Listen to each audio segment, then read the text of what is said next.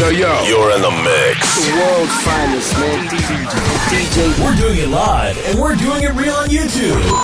It's the What's the Real Deal radio show every Friday night weekly. Oh my God. Shut the front door. What?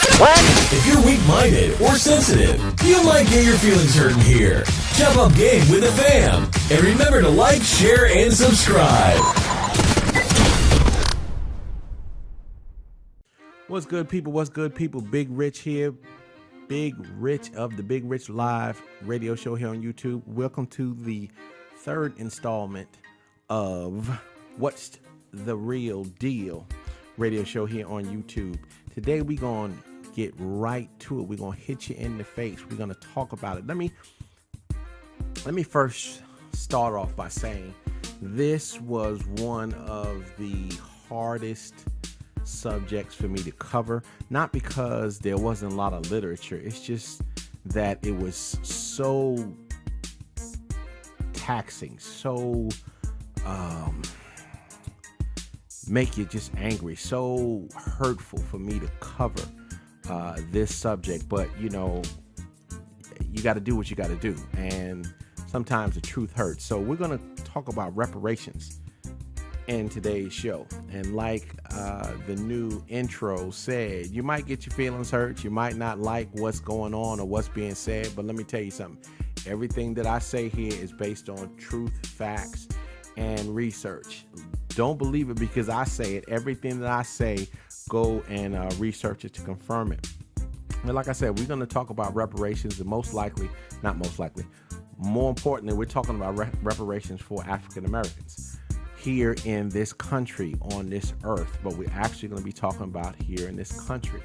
The fact of the matter is, reparations have been given by this government, by this country, almost for 100 years now.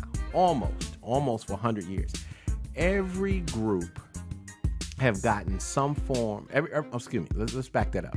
Every group that has been harmed by certain aspects of this government and other governments have been somewhat made whole. Now, does that mean they've been made completely whole? Hell no, because when you are dealing with somebody who has oppressed you, yes, they will be forced to give up something, but they're not going to give you half of what you deserve. So just because I spit out some of these times and monies, they seem like a lot, but they're just minuscule. This is a drop in the bucket of what is owed. But the fact of the matter is, like I said, every group in this country that has been harmed somewhat in some shape, form, or fashion by this government, by aspects of this government, of this country, have had and continue to get to this day some type of reparations, except for us.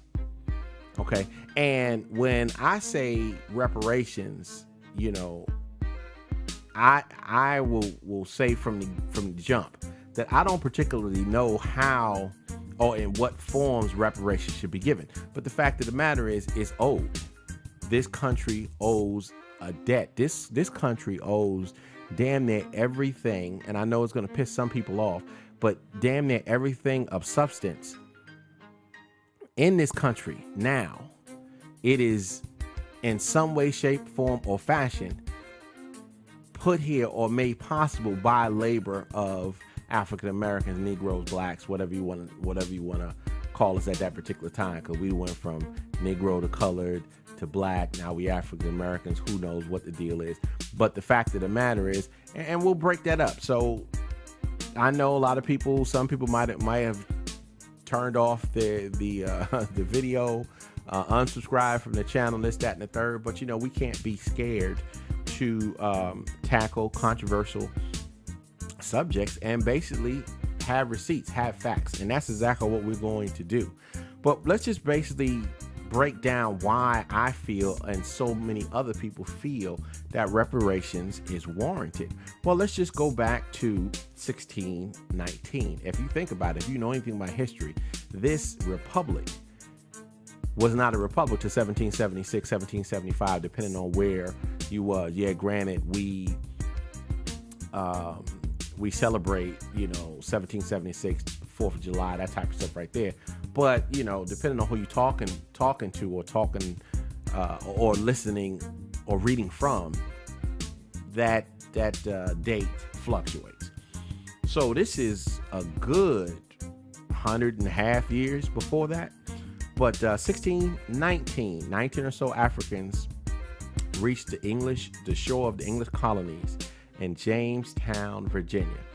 It was helmed by Dutch traders who had captured Spanish slave ships. So when you talk about slavery, yes, we talk about Americans, Caucasian Americans, that led the movement for slavery to keep it and destroy our family and all that type of stuff right there. But we also need to realize that pretty much most of Europe was involved in some way, shape, or fashion to the perpetuation of slavery. So they need to be held to bear also. And before I finish, if you do your research and look at it, you can see that there are a lot of pockets of groups that are suing a lot of European countries and entities and stuff as we speak right now for reparations because of that. So don't get it twisted that it was just white people who delved in the ugly constitution delved in the evil institution of slavery, because the Spanish, the British, the French, all of those types of people were down with that also in some way, shape, or form or fashion. But when we get further down, so like I said, 1619, there was like 19 or so. By 1789, the states had formed, and there were 8 slave states and 5 free states. One of the 8 slave states, and this is something that I will definitely put down my ignorance. I had no idea that New York, my home state, New York City, that's my home city. But New York State started out as a slave state. They did not turn to a free state until 1800 or so, right around then. So about 11 years, New York was a slave state, which was horrible.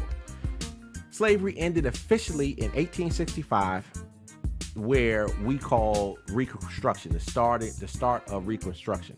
So if you add those from 1689 to 1865, give or take a year or so, that's about 250 years of free labor.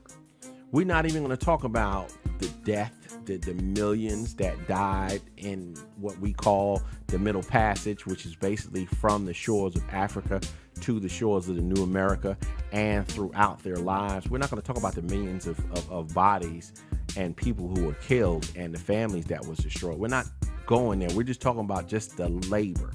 250 years, no days off, all day long. You imagine that. No compensation at all. Okay? 250 years. Let me tell you something. People today don't want to work 250 hours for no compensation. Imagine these people are working 250 years or so, give or take a year, like I already said, with no compensation at all, dealing with those types of things. So we got that, right? So at 1865, 6 months after the Civil War ended, the Secretary of State at that time, William Seward, he sent out a letter ratifying, or said that the ratification of the 13th Amendment was now valid, and that was, like I said, 6 months after the Civil War. So a lot of people say that the Emancipation Proclamation, which was signed by President, I want to say Trump, President Lincoln, that slavery was abolished. Yes, slavery was abolished, but it wasn't ratified until 6 months after the end of the war. And then there were still years before slavery was stomped out, especially in some of the pockets of the South. A lot of slave owners that was in the South had threatened to kill and murder and maim the slaves if they tried to leave, because slavery was over. So just because the 13th Amendment was ratified in 1789 doesn't mean that slavery was over. But now we just talk about the 250 years. Then after that, we had Reconstruction, or the attempt of Reconstruction, which with all the nuts and bolts and stuff, African Americans were supposed to be free. There was a push to give each slave or former slave 40 acres and a mule, and I want to say it was $100 in gold or something like that to make it, because they was like, look, for 250 years, these people didn't do anything for themselves. They were told, they were whipped, they were punished, they were treated like shit. They can't survive in this because obviously none of the Caucasians, especially in the South, will do business with them. So the government was like, okay, this is what we're going to do. We're going to make sure that they get 40 acres of a mule and $100 cash, so they can go out west, they can go to certain places and stuff and establish their own communities and be about their business. We ain't got the fool with them, they ain't got the fool with us. That's basically, in a nutshell, what it was supposed to be. This was post the assassination of President Lincoln. Well, when President Lincoln was assassinated, back then, the president didn't necessarily pick his running mate. You know what I'm saying? It was usually like, if it was a Democratic, the Democrat would be like, okay, well, we're going to push you as the president, but we're going to pick this person as your running mate. I mean, if you go all the way to when John F. Kennedy was president, he didn't pick Lyndon Johnson. Look at Nixon. Before he finally made president, he was vice president, and the president didn't want him to be vice president. So anyway, make a long story short, they just picked the whitest, the most whitest and racist vice president to be on the ticket. And when Abraham Lincoln was assassinated, he, being the vice president, was promoted or lifted up to be the president, and Reconstruction was, as we know it, was dead in the water. So from then on, you had rape, carnage, nothing. Nobody ever got 40 acres of the mule. They didn't know what to do. It led to starvation and a lot of deaths of former slaves, okay? Because they had no really way of making a living for themselves, and if they went back to their former masters, it was basically into servitude. And basically, slavery was a legal institution of human chattel slavery, okay? So I'm just basically breaking it down. So you still had this area about another 50 years of this type of treatment. Again, if you get any type of money, real minimal money, a lot of death, famine, disease, that type of stuff right there. Then they said, oh, let's do something more to them. Then you had Jim Crow. You had another 70, 75 years of Jim Crow, something like that, which was supposed to be separate but equal, but it was separate and unequal. That's basically what it was. Again, labor was stolen, wealth was stolen, payment was not given. I mean, think about all of the things that slaves, and I'm going back to slavery, slaves came up with to make their jobs easier. Do you think one of the slave masters came up with a cotton gin? I mean, really, just think about it now. Think about it. Why would they come up with something to make the jobs of the slaves easier when at that time, in today's money, they were making millions of dollars every year in today's money? Why would they do that? Now, if you go back to the records, the cotton gin, it's a white man is on it. The patent. But you just use your common sense. Look at whiskey, Jim Beam. Jim Beam is the southern whitish whiskey that you can ever think of. All of their commercials, you know, it's a white southern drink. Little is known that the original formula for that was developed by a slave. He brought it to, I don't know, okay, I wasn't there. So I don't know if he brought it to the master or the master found out, because, you know, you had that kitchen brew that they used to, you know, the slaves used to make and they used to drink. I don't know how that found out, but then the master took it, put a little money behind it, blew it up, put a name on it, basically cut out the brother. And now Jim Beam, the entire conglomerate, is worth, I want to say, $27 billion. At least half of that should go to that slave's family and their and their descendants. But if you go to the new Jim Beam museum that they building, because they're trying to build a museum like they have at the Budweiser plant and that type of stuff right there. Nowhere in there does it say or give any type of acknowledgement that the original formula was done by a slave.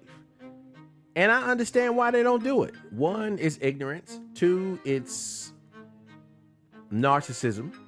And three, they should understand if they was to acknowledge that, then all the descendants of that slave will then have a leg to stand on to come to court and get half, maybe even most of that.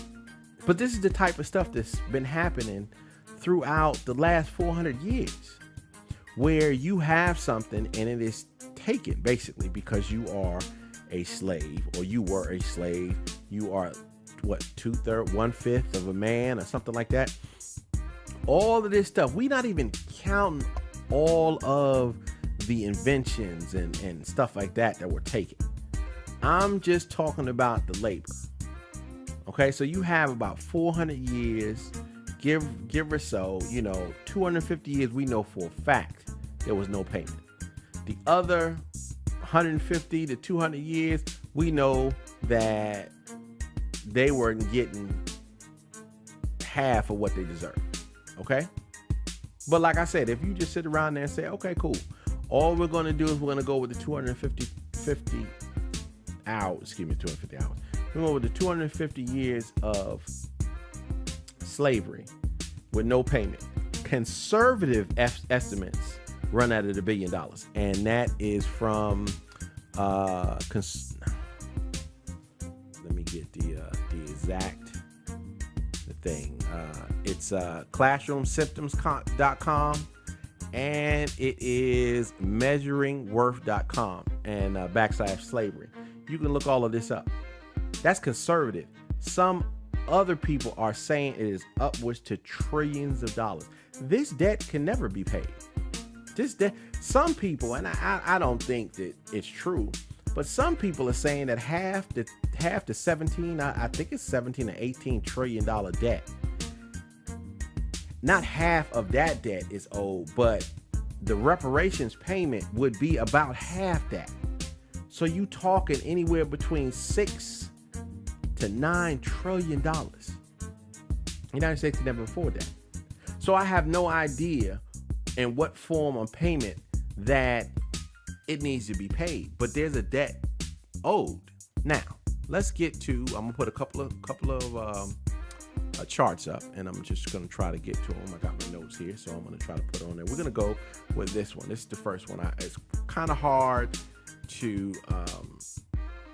read, so I'll read it to you. So at the bottom is African American. So we're gonna skip over that in the highlighter. You see the highlighted yellow portion. So we're gonna go up one. 1952. This is Germany. Germany is paying the reparations. Germany paid $822 million to Holocaust survivors. That's German Jewish settlements. $822 million. That was in 1952. 19 years later, 1971, United States paid $1 billion and 44 million acres of land to Alaska natives and land settlements. Okay, that was for taking over the land, damn near abolishing the people. Okay? A couple of years after that, 1980, United States, the United States government gave $81 million to the Kalamits of Oregon. That's an Indian tribe.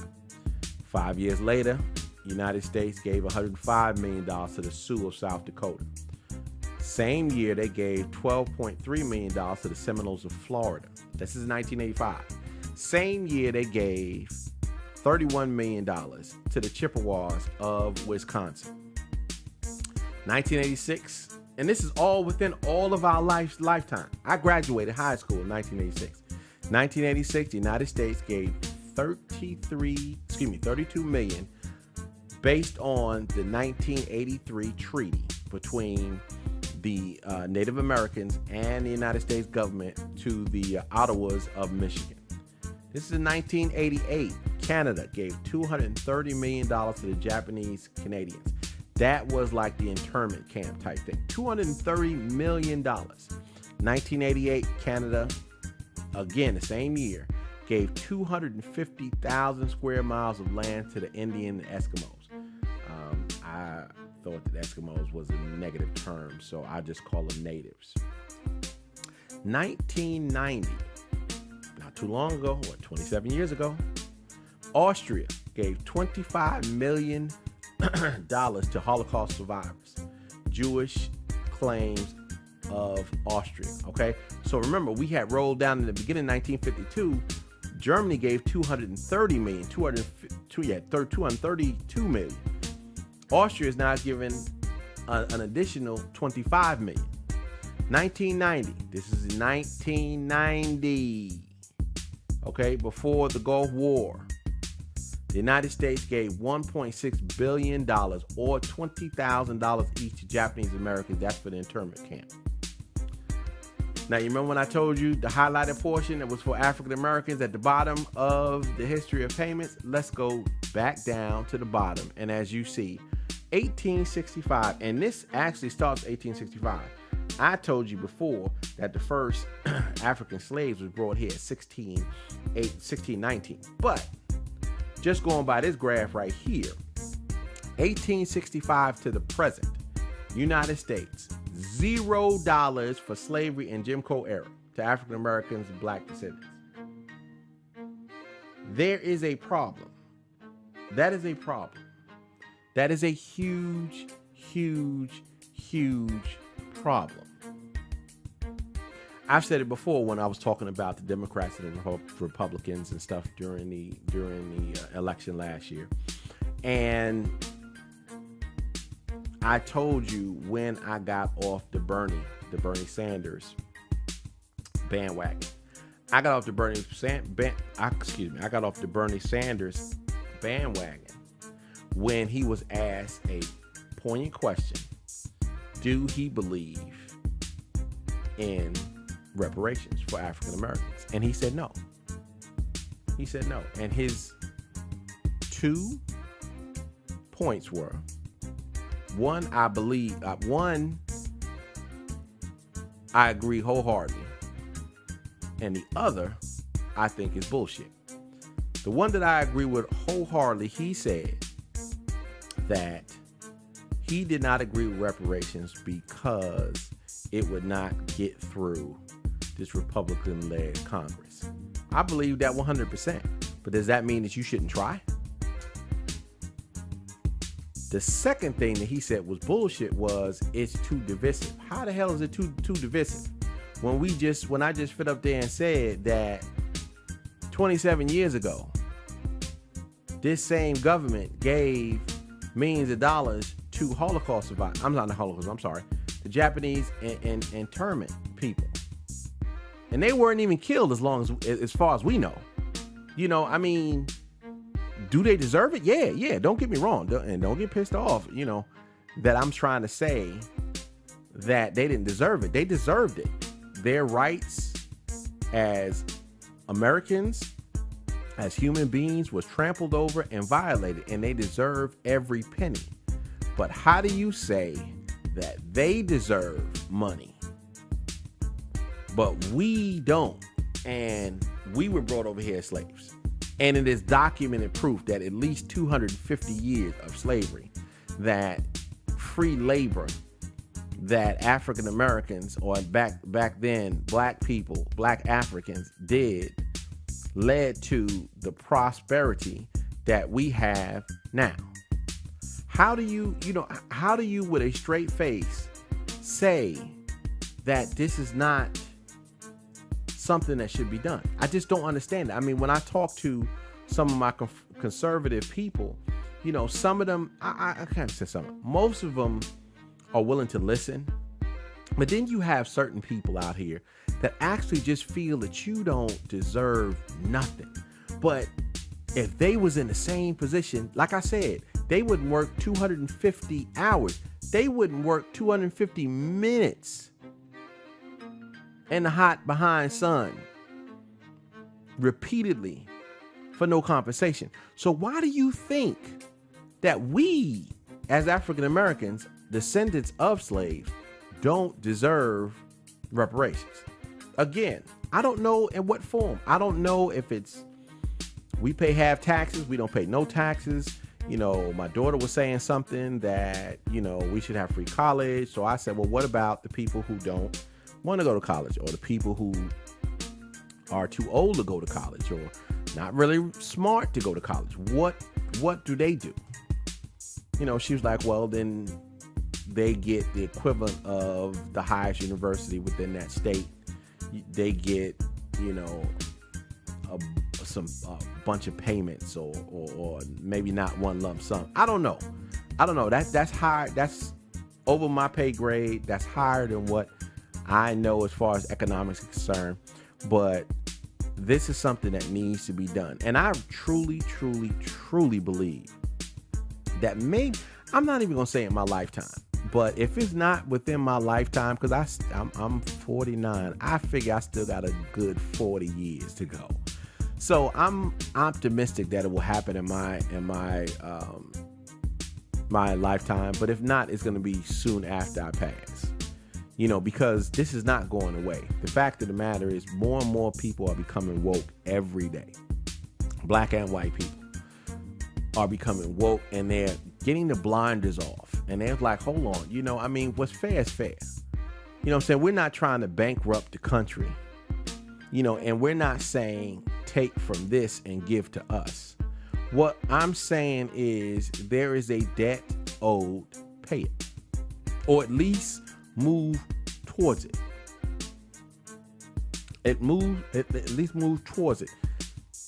Hillary Clinton didn't give a satisfactory answer about reparations. Nobody even asked that I know of, any of the Republican candidates that said that. None of them even asked them that I know of, that asked them what do they think about that. I think you should be on record. And I am of the adage that if you want my vote, if you want me to stump for you, if you want my help at whatever you need to do, reparations need to be close to the top of your agenda. At least talking about it. Period. Now I know there's going to be a lot of people who disagree vehemently with me. But I would ask you, if you disagree, why do you disagree? Are you disagreeing because you're just trying to be disagreeable? Or do you have facts based on legitimate facts? Okay? Based on research and firsthand knowledge that out of all the people that have ever gotten reparations who have been done wrong, we don't deserve it. I would like to know why. And not because I said so, or because I didn't do it. It's funny how you get pushback. Well, I've never owned slave. I'm an immigrant. My grandfather came here from this, or my parents came from this, or my great grandparents came from this. True. I understand that. but you now has come over here, you now benefit from all of that. Because let me tell you something, if not for that labor, that cotton, all of that type of stuff right there, which was, if you think about it, you do any research, cotton at that particular time in history was worth more than gold. For a large significant of time, the cotton crops was the engine for this locomotive called the United States. There were more rich Southerners who were plantation and slave owners than anywhere else in the country. Period. Then you had the industrial age and all that. And yes, the South sort of took a nosedive after slavery was abolished, because when slavery was abolished, that was their cash cow.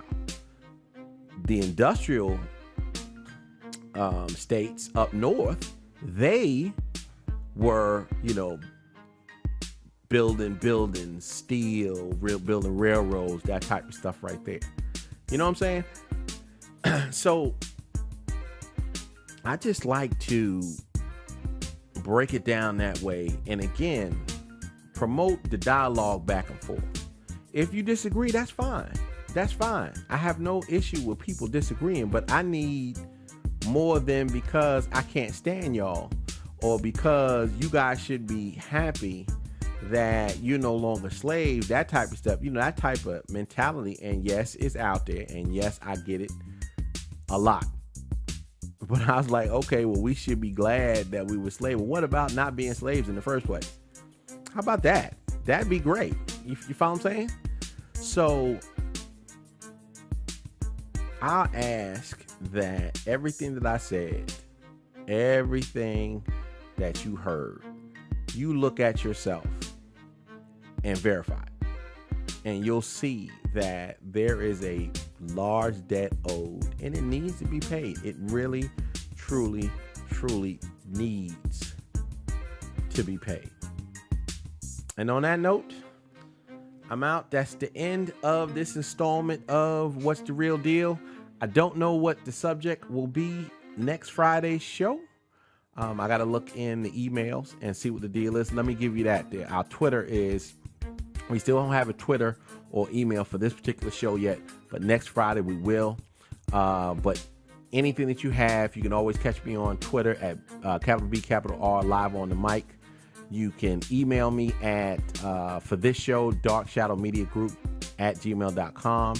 And also go to www.darkshadowmediagroup.com to get these shows and see what else we're doing and chop it up back and forth. I don't think that we're going to do a website. I think we're going to just expand the Dark Shadow Media Group. The Dark Shadow Media Group website to include this show and the movie show.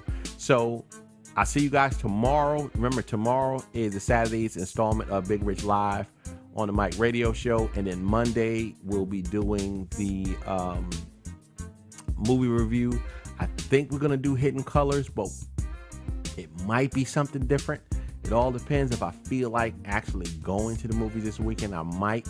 So you'll see on Monday. But in the meantime, in between time, stay safe, stay woke, peace, and I'm out of here.